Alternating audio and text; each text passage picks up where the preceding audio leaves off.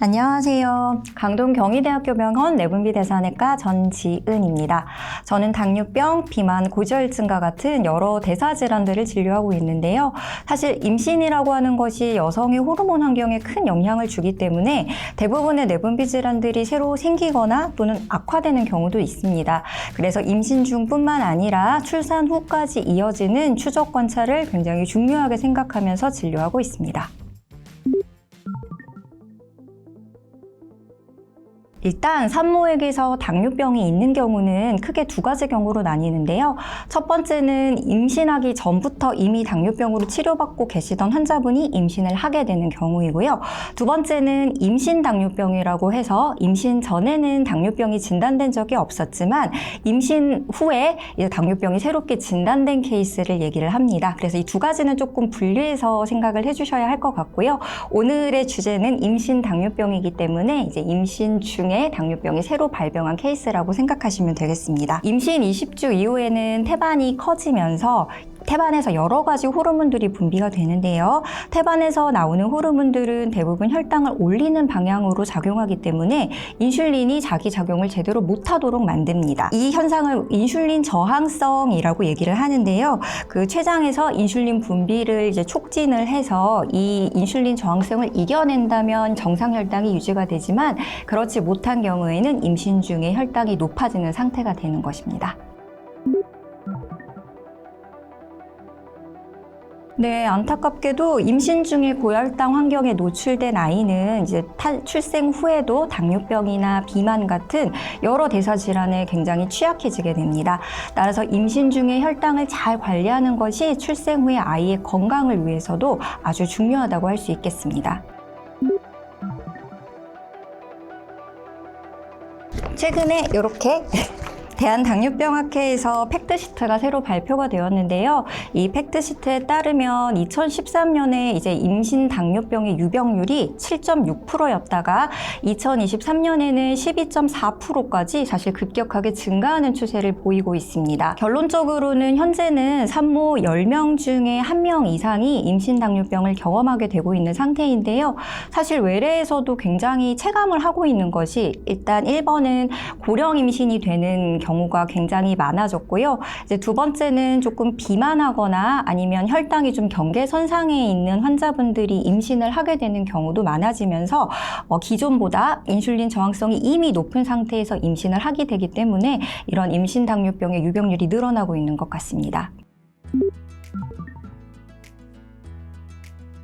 식사 조절과 운동이 가장 중요하다고 생각하는데요. 사실 식사 조절의 기본 원칙은 일반 당뇨병 환자와 크게 다르지 않습니다. 일단 소량을 규칙적으로 나누어 드시는 것이 가장 중요하고요. 그리고 혈당을 급격히 올릴 수 있는 설탕이나 탄산음료 같은 단순당의 섭취는 최대한 자제하셔야 합니다. 그런데 주의하셔야 될 점은 제가 이렇게 탄수화물 섭취에 대해서 설명을 드리면 이제 산모분들이 혈당이 올라가는 것이 무서우시니까 탄수화물의 섭취를 아예 안 하시거나 아니면은 굉장히 식사량을 극단적으로 줄여가지고 혈당을 조절해 오시려고 하는 경우가 있는데요.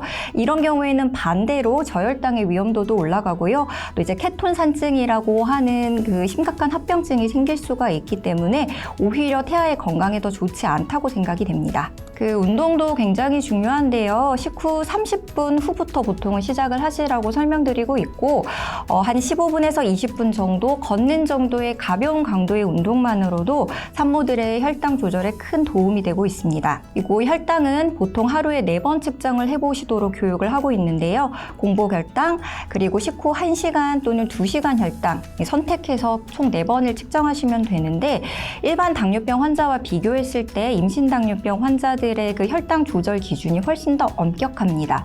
그래서 조금 더 낮출 수 있도록 주의는 하셔야 하고요. 또 그 식이요법과 운동만으로 혈당 조절이 잘 안 될 때에는 어쩔 수 없이 약물요법으로 넘어가게 되는데 저희가 임신 시에 쓸 수 있는 약물이 그렇게 많지 않습니다.